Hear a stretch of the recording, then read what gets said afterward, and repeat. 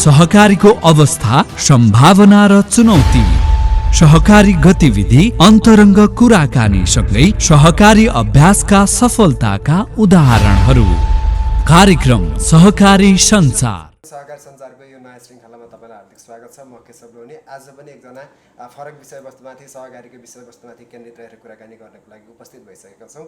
आजको अतिथिलाई कार्यक्रममा स्वागत गर्नुभन्दा अगाडि थोरै अलिकति सहकारीका गतिविधिको विषयवस्तुमाथि केन्द्रित गरेर हामी कुराकानी गर्न चाहन्छौँ। पछिल्लो साता अथवा आजसम्म चितवन जिल्लामा विभिन्न सहकारीका घटनाक्रमहरू अगाडि बढिरहेका छन् अथवा सहकारीले गति दिइरहेको खबरहरू पनि हामीले प्राप्त गरिरहेको अवस्था छ। पछिल्लो समयमा मात्रै चितवन जिल्लामा रहेका केही ठुला सहकारी र केही साना सहकारीहरू एक आपसमा मर्ज भएर एउटा बिग मर्जको घोषणा गरेको इतिहास आजको दिनमा एउटा सुनौलो अक्षरले लेखिएको अवस्था छ। चितवन जिल्लामा सहकारीको जननी जिल्ला चाहिँ हो, तर तैपनि सहकारीले गति लिन सकेन भन्ने एउटा भ्रमलाई चाहिँ चिर्दै, यो तितो भ्रमलाई चिर्दै आजबाट चितवन जिल्लामा यो एउटा ऐतिहासिक कार्य सम्पन्न भएको छ। ठुला सहकारीहरू मर्ज भएर 10,000 भन्दा माथि शेयर सदस्य एकसाथ एउटै परिवारमा आबद्धता रहेर यो केही सहकारीहरू चाहिँ मर्ज गरेका छन्। यो सन्दर्भमा आज हामी छताछुल्लो कुराकानी गर्छौँ। यसको लागि हामी कुराकानीको लागि उपस्थित भएका छौँ। यो मर्ज अभियानलाई सफल पार्नुहुने एकजना सहकारी कर्मी, उहाँसँग आज हामी अन्तरङ्ग कुराकानी गर्छौँ। उहाँ हुनुहुन्छ साबिक दिपज्योति अभिवृद्धि बचत तथा ऋण सहकारी संस्थाका अध्यक्ष, पूर्व अध्यक्ष, साबिकको चाहिँ अध्यक्ष हुनुहुन्थ्यो र उहाँ भोला शिवा घोटी। यहाँलाई हार्दिक स्वागत छ कार्यक्रम सहकारी सञ्चारमा। धन्यवाद केशवजी। अनि दिन कसरी बिताइरहनु भएको छ? होइन, ठिक छ। मैले सर्वप्रथम यो कालिका एचडी टेलिभिजनले यो सहकारी सञ्चार कार्यक्रम सञ्चालन गरेको सुरुको दिनमा पनि आउने अवसर पाएको थिएँ र आज पुनः चितवनमा सहकारी इतिहासमा एउटा कोसेढुङ्गा साबित हुने, भोलिका दिनमा कोसेढुङ्गा साबित हुने जुन घटनाक्रम भएको छ, त्यो गतिविधि र चितवनका सहकारीसँग सम्बन्धित गतिविधिको विषयमा कुरा गर्ने जुन अवसर जुटाइदिनु भयो, यसको लागि म केशवजी तपाईँलाई र यो कालिका एचडी टेलिभिजन परिवारलाई म हार्दिक धन्यवाद दिन चाहन्छु। र हजुर, यो 27 वर्षको सहकारी अभियानमा तपाईँको आबद्धतामा यो पछिल्लो समयमा जो तपाईँले एउटा उपलब्धि दिनुभएको छ, चितवन जिल्लाको सहकारी इतिहासलाई एउटा अविस्मरणीय एउटा योगदान दिनुभएको छ। म तपाईँलाई यसरी चर्चा गर्न चाहन्छु। यो अवधिलाई तपाईँ एकचोटि पहिलेदेखि फर्केर हेर्नुहोस् न। हस्, धन्यवाद। वास्तवमा चितवन सहकारीको जननी जिल्ला भनेर नै चिनिन्छ।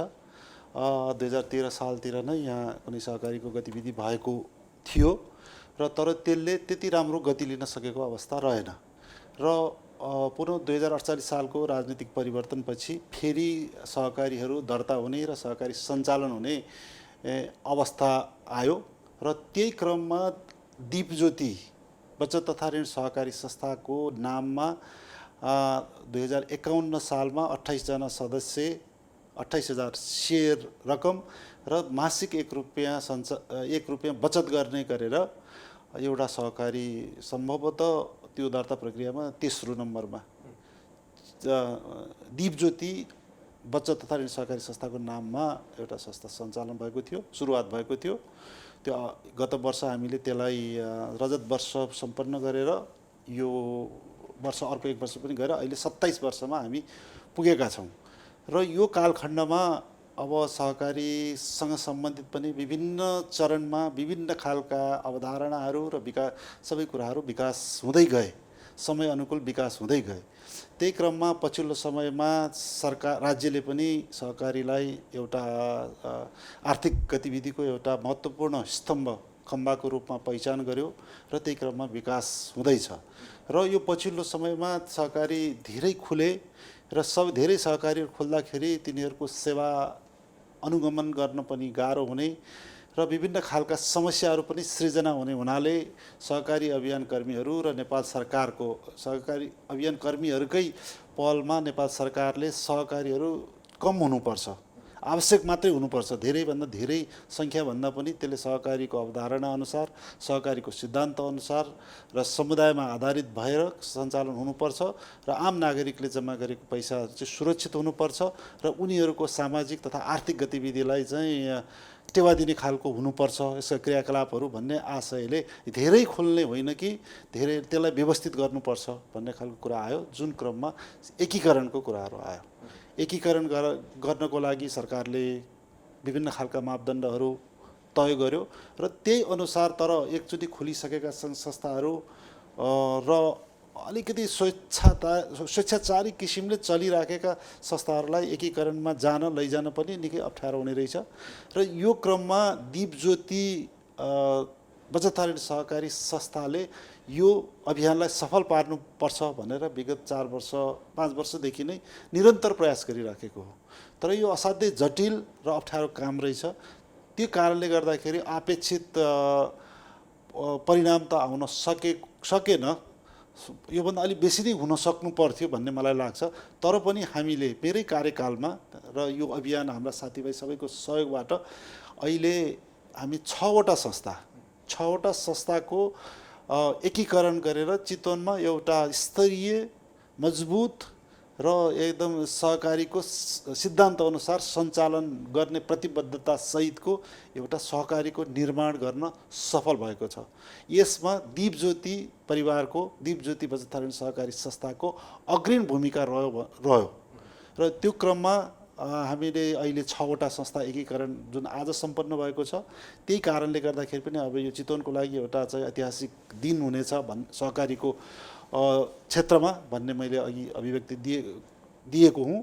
त्यसमा चाहिँ एउटा गौरवमय बचत ऋण सहकारी संस्था, अभिवृद्धि बचत ऋण सहकारी संस्था, चित्रवन बचत ऋण सहकारी संस्था, हाम्रो माइती बचत ऋण सहकारी संस्था र मोडेल बचत तथा ऋण सहकारी संस्था र जुन दीपज्योति अभिवृद्धि सहकारी दीपज्योति बचत ऋण सहकारी संस्था सबै चाहिँ भएर यो सबै सहकारी अभियानलाई सफल पार्नुपर्छ भनेर यसलाई अब नाम आदि इत्यादिको कुरामा चाहिँ धेरै अप्ठ्यारो सिर्जना नगरिकन सरल किसिमले सबैको अपनत्व कायम हुने गरी हाम्रो चितवन सहकारी बचत तथा ऋण सहकारी संस्थाको नाममा सञ्चालन गर्ने भनेर त्यो सबै हामीले व्यवहारिक रूपमा हाम्रो साधारण सभाबाट पारित गरेर सबैलाई चित्त बुझाएर त्यसपछि सरकारी निकायमा गएर सरकारी निकायबाट स्वीकृति समेत लिएर आएर आजको दिनमा जुन हामीले एउटा एकीकृत घोषणा सभा र पद हस्तान्तरण कार्यक्रम गरेका र आयोजना गऱ्यौँ र जुन अत्यन्त सौहार्दपूर्ण वातावरणमा हाम्रो नेपालको सबैभन्दा ठुलो सहकारीको छाता सङ्गठन हाम्रो नेपाल राष्ट्रिय सहकारी महासङ्घका अध्यक्ष मिनराज कणेलज्यूको प्रमुख अतिथ्यमा र जुन बचत तथा ऋण सहकारी संस्थाको छाता सङ्गठन नेप्स्कुनका विशिष्ट पदाधिकारीहरूको उपस्थितिमा र चितवन जिल्ला तहका र प्रदेश तहका सहकारीका नेतृत्वकर्ताहरूको रोहबरमा हामीले यो कार्य सम्पन्न गरेका छौँ। जुन हेर्दाखेरि मलाई अत्यन्त खुसी लागेको छ। जुन यसमा मेरो पनि सक्रिय भूमिका रहेको कारणले गर्दाखेरि पनि मलाई असाध्यै खुसी लागेको छ र यो खुसी यहाँबाट व्यक्त गर्न पाउँदा मलाई झन् खुसी लागेको छ। तपाईँको यो कार्यक्रममा म पनि रहेको थिएँ। तपाईँको अभिव्यक्तिहरूलाई मैले हेरिरहँदा निहालिरहँदाखेरि तपाईँले एउटा भन्नुभएको कुराले मेरो चाहिँ एकदमै मनै छोएको थियो। जस्तो कि यो सहकारी मर्ज गर्नको लागि आफ्नो पदलाई चाहिँ ओगटेर होइन कि पदलाई चाहिँ छोडेर सेक्रिफाइस गरेर अगाडि बढ्दाखेरि चाहिँ यो सम्भव भएको हो। मेरो पनि कार्यकाल अझै 1 वर्ष बाँकी नै थियो। त्यो पनि मैले चाहिँ सबैको सहमतिको लागि चाहिँ एउटा पद हस्तान्तरण गरेको छु। यो कुराले एकदम मेरो मन छोएको थियो। वास्तवमा चितवन जिल्ला अथवा जो सहकारी कर्मी छ, जताको सहकारी कर्मीहरू हुनुहुन्छ, उहाँको मनमा यस्तो भावना कहिले पलाउला? अब यो मैले अघि पनि केही कुराहरू राखेँ। आफूले एउटा स्वतन्त्र रूपमा सहकारीको प्रारम्भिक संस्था भनेको स्वायत्त रूपमा स्वशासित किसिमको संस्था हो। त्यो संस्था स्थापना गरेर त्यसको पालन पोषण गरेपछि सबैलाई माया हुन्छ नै होइन, त्यो माया देखाउनु स्वाभाविकै हो र त्यसमा अब कतिपय अवस्थामा नेतृत्व गर्ने अवसरहरू नजिकै नेतृत्व गरिराखेको हुन्छ र अरू केही साथीहरूको नेतृत्व गर्ने जुन अवसर पनि आइराखेको हुन्छ। यस्तो अवस्थामा स्वाभाविक रूपमा केही कुराहरू चर्चा हुनु स्वाभाविकै हो। तर हाम्रो सन्दर्भमा जे भयो त्यसलाई चाहिँ हामीले अप्ठ्यारो मानेको भए हाम्रा चारैवटा संस्थाका अध्यक्ष पदाधिकारी लगायत सबैले यसलाई चाहिँ अप्ठ्यारो मानेको भएदेखि यो सम्पन्न हुने थिएन। त्यसलाई जे हुन्छ पद भनेको ठुलो कुरो होइन। सहकारीले आफ्नो अभियानलाई अगाडि बढाउनुपर्छ, आफ्ना सदस्यहरूलाई बढीभन्दा बढी सेवा दिनुपर्छ भन्ने आशयले यो सबै कुरालाई गौण मानेर यसलाई चाहिँ एउटा नगरिकन सहज किसिमले सबैले वातावरण तयार गऱ्यौँ, त्यही वातावरण तयार गरेको कारणले गर्दाखेरि यो सम्पन्न भएको हो। मैले अघि पनि भने स्वाभाविक रूपमा आफूले जन्माएको, आफूले पालन पोषण गरेको, आफूले हुर्काएको संस्था र आफूले नेतृत्व गरिरहेको र अब नेतृत्व गर्ने तहमा पुगेका अरू साथीहरूलाई थोरै मात्रामा खल्लो लाग्नु स्वाभाविकै हो। तैपनि यो खल्लोलाई चिरेर हामीले सम्पन्न गरेका छौँ। अब यो बिस्तारै कुरा बुझ्दै गएपछि अरूले पनि यो कुराहरू गर्नुहुनेछ। यो नगरिकन सुख नै छैन, किनभने यो चाहिँ आवश्यक छ।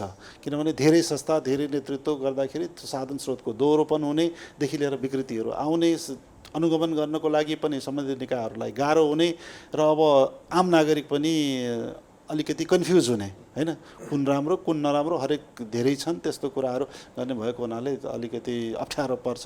त्यस हुनाले यो एकीकरणमा गएर एउटा स्तरीय सहकारी संस्थाहरू हाम्रो समुदायमा हुन जरुरी छ। त्यसको लागि सबैले यो कुराहरू बुझेर त्याग गर्नु जरुरी छ। यो बिस्तारै हुन्छ। एकीकरण गर्नुभयो, यो यसै त गाह्रो चिज थियो। अब एकीकरण पछि यसलाई स्मुथली चलाउनको लागि झनै गाह्रो होला जस्तो मैले मान्छु कि, किनभने सञ्चालकहरूमा चाहिँ मानसिकता पुरानो किसिमको छ। तपाईँहरू अपडेटेड भइसक्नु भएको छ, नयाँ विधि नीति र प्रविधिबाट चल्न अभ्यस्त भइसक्नु भएको छ। सबै सहकारीका सञ्चालकहरू त्यस्ता छैनन्, अथवा मर्ज भएका सहकारीका सञ्चालकलाई मैले भन्न खोजेको पनि होइन। पछिल्लो समयमा हेर्ने हो भने धेरै संस्थाहरूमा चाहिँ सञ्चालकहरू पुरानै ढर्राबाट, पुरानै मानसिकताबाट चाहिँ संस्था हाँकिरहेको अवस्था देख्छु म। वास्तवमा यो सही कुरा हो। अब बिस्तारै समयअनुसार समयको माग के हो, विकास के हो, त्यो क्षेत्रमा कस्तो विकास भएको छ भन्ने कुरामा अपडेट हुन जरुरी छ। सबैहरू अपडेट हुन जरुरी छ। हिजोको दिनमा सानो संस्थाहरू थियो, सानो कारोबार हुन्थ्यो, थोरै सदस्यहरू थिए, एउटा सदिच्छाले मात्रै पनि काम चल्थ्यो। तर अब त्यस्तो छैन। संस्थाहरू पनि ठुल्ठुला भइसकेका छन्, बचत पनि र ब्यालेन्स सिटहरू पनि ठुला हुने अवस्था छन्। त्यस्तो बेलामा सद्भावले मात्रै पुग्दैन। यसलाई चाहिँ एउटा व्यवसायीकरण नै गर्नुपर्छ। व्यवसायीकरण भनेको सञ्चालक समितिले एउटा नीति निर्देशन दिने र बेला बेलामा अनुगमन गर्ने कुराहरू गर्नुपर्छ। तर यसलाई विशुद्ध रूपमा अब यसलाई व्यवस्थापकीय प्रणालीमा नै लानुपर्छ भन्न खोजेको। त्यसमा चाहिँ असल म्यानेजर राख्ने, असल कर्मचारीहरू राख्ने, उनीहरूलाई पनि सबै अनुसारको तालिमहरू दिने, त्यसलाई पनि वृद्धि विकासका अवसरहरू दिने, हौसलाहरू दिने, यो सबै कुराहरू गरेर उनीहरूबाट सञ्चालन गर्ने प्रक्रियामा जानुपर्छ। किनभने सञ्चालक समिति भनेको सबै त्यो विषयको विज्ञ हुँदैनन्, तर चाहिँ नीति निर्माणको कुरामा सब आम सदस्यहरूको राय सल्लाह सुझावको आधारमा गर्न सक्छन्। तर सञ्चालन गर्नको लागि सबै सक्षम हुनुपर्छ भन्ने कुराहरू केही छैन। त्यस कारणले यसको लागि अब त्यो कुरामा जानै पर्छ। त्यो नहुने हो भने एउटा तहमा गएर अड्किन्छ र दुर्घटना हुने सम्भावना हुन्छ। त्यस कारणले एउटा सञ्चालक समिति, सञ्चालक एउटा महत्त्वपूर्ण अङ्गको रूपमा बसेर नीति निर्माण गर्ने कामहरू गर्नुपर्छ र व्यवस्थापकीय प्रणाली अवलम्बन गरेर त्यसमा सक्षम कार्यकुशल कर्मचारीहरू को व्यवस्था गरेर यसलाई अगाडि बढाउनुपर्छ। त्यो गर्यो भने मात्रै यसको उद्देश्य पुरा हुन्छ, नत्र चाहिँ कहीँ गएर दुर्घटना पर्ने सम्भावना हुन्छ। यो सञ्चालक पक्षले यो व्यवस्थापन पक्षलाई चाहिँ अलिक कम विश्वास गरेको अवस्था धेरै सहकारीहरूमा देखिन्छ। कर्मचारी सक्षम नभएर हो अथवा सञ्चालकहरूको सोच त्यस्तो भएर हो? अब त्यस्तो पनि होइन, केही दुर्घटनाहरू भएका पनि छन् सबैलाई। अब तर कहिले कहिले नराम्रो कुराहरू, सानातिना नराम्रो कुराहरू पनि छिटो फैलिन्छ। त्यसले गर्दाखेरि कहिले कहिले अविश्वास गर्ने त्यस्तो खालको वातावरण बन्न सक्छ। तर त्यस्तो होइन, मान्छे सबै खराब मान्छे हुँदैनन्। तर कहिले कहिले चाहिँ नियतै बस गर्ने, खराब काम गर्ने मान्छे खराबै हुन्। तर कहिले कहिले सामान्य त्रुटिहरू, दुर्घटनाहरू हुने सम्भावना हुन्छ। तर त्यही कारणलाई लिएर आम मान्छे यस्ता हुन्छन् भनेर चाहिँ अवधारणा बनाउनु हुँदैन र उसलाई काम गर्ने वातावरण बनाइदिनुपर्छ, काम गर्न हौसला दिनुपर्छ र उसमा ज्ञान सिप छैन भने त्यो प्रदान गर्नुपर्छ। त्यसको लागि तालिम आदि इत्यादि दिएर गर्नुपर्छ र विधि प्रविधिमा बाँध्नुपर्छ र बेला बेलामा अनुगमन गर्नुपर्छ। त्यो भइसकेपछि त विश्वासको कुरा नै आउँदैन। सबै कुरा एउटा चाहिँ अटोमेटिकली अगाडि चल्छ।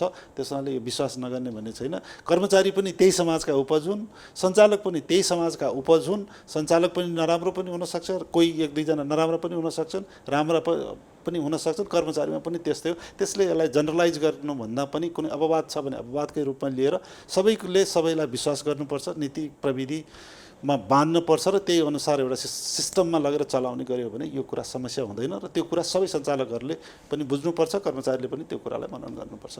कालिका एसडीको कार्यक्रम सहकारी सञ्चारको श्रृङ्खलामा हामी रहिरहेका छौँ। म केशव लोहनी तपाईँको साथमा साबिक दिपज्योति अभिवृद्धि बचत तथा ऋण सहकारी संस्थाका अध्यक्ष भोला शिवाकोटी यो श्रृङ्खलामा कुराकानीको लागि हामीसँग हुनुहुन्छ र यहाँलाई मैले कार्यक्रममा पुनः स्वागत गर्दै अर्को प्रश्न गर्न चाहन्छु।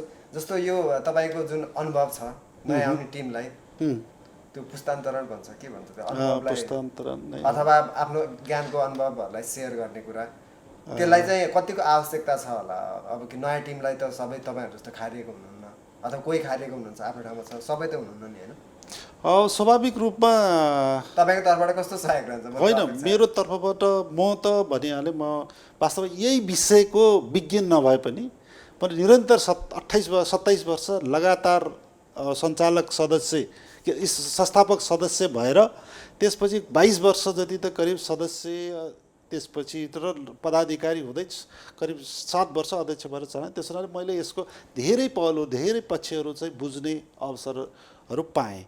अब त्यो कारणले गर्दाखेरि अब म एउटा खालको र त्यसपछि अब अध्ययन अनुसन्धानको कुराहरू पनि अलि चासो राखेको हुनाले अलिकति यसलाई चाहिँ अलि बेसी चासो राखेर हेर्ने गरेको कारणले गर्दाखेरि हेर्ने गर्थेँ।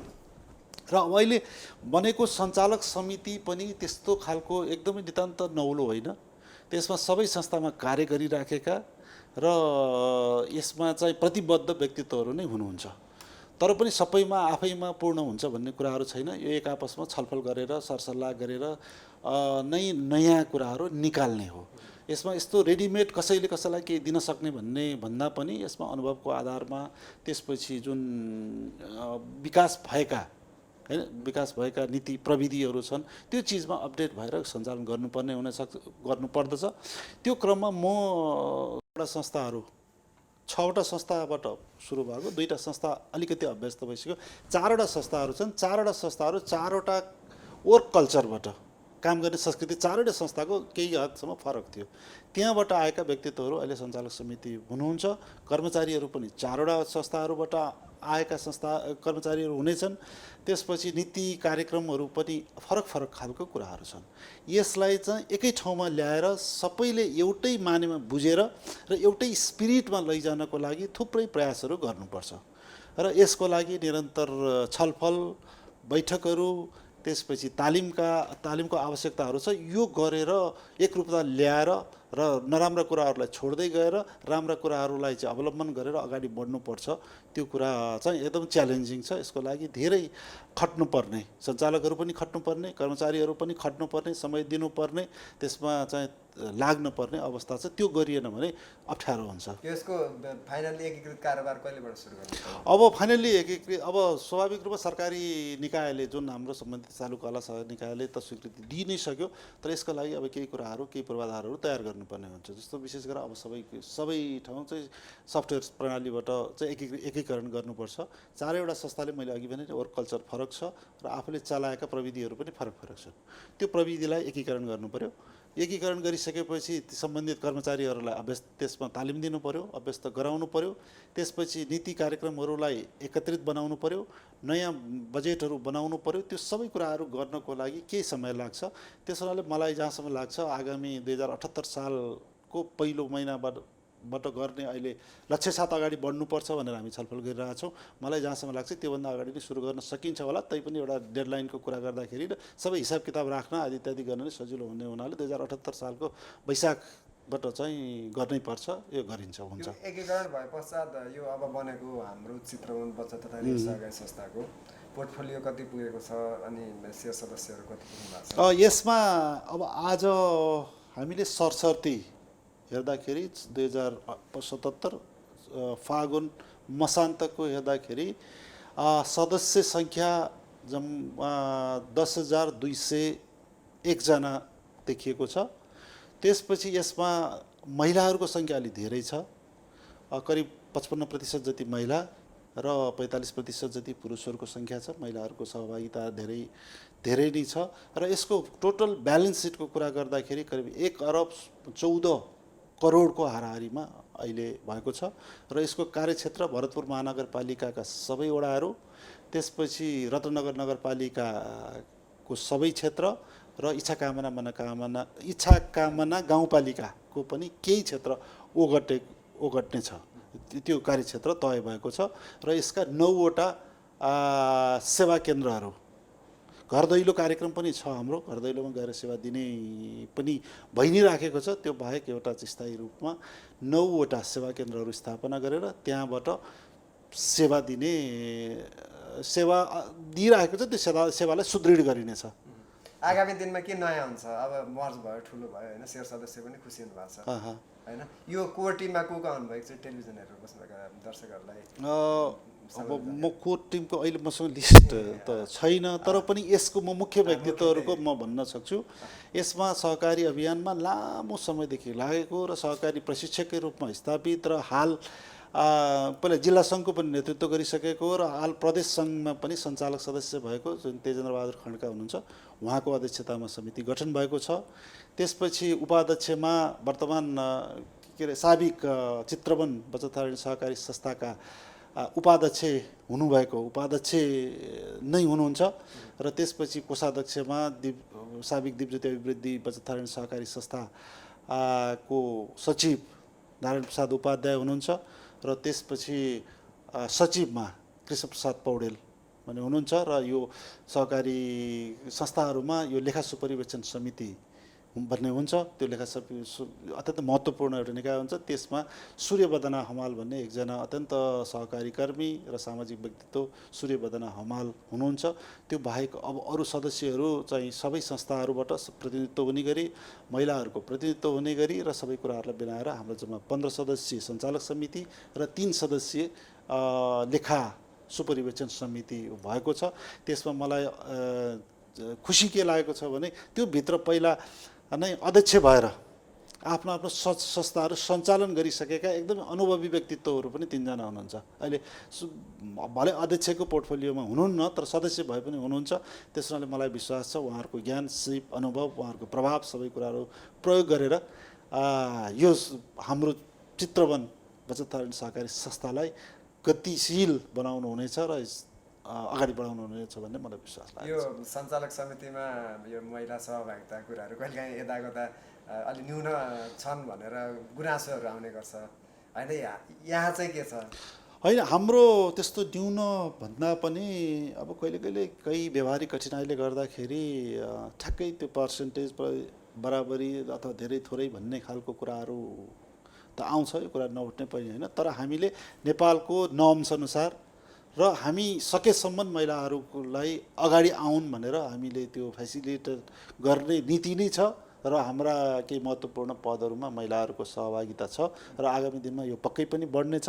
हामीले त कति पनि अब यहाँ केही महिलाहरूकै संस्थाहरू पनि सञ्चालन भइरहेछन्। उहाँहरू पनि अब एकीकरणको अभियानमा आउनुभयो भने हामी त महिलालाई नै अध्यक्ष बनाएर अगाडि बढ्नुपर्छ भनेर दिपज्योति अभिवृद्धिको गत साधारण सभा नै मैले प्रस्ताव राखेर सबैले समर्थन गरेर अगाडि आएको कुरा हो। उहाँहरू पनि आउँदै हुनुहुन्छ र उहाँहरूलाई उचित प्रतिनिधित्व गराउने र यो विषयमा चाहिँ जानकार गराउने र यसको नेतृत्वदायी उसमा पुर्याउने अहिले पनि केही हुनुहुन्छ, तर योभन्दा बढी नै पुर्याउने हाम्रो लक्ष्य छ।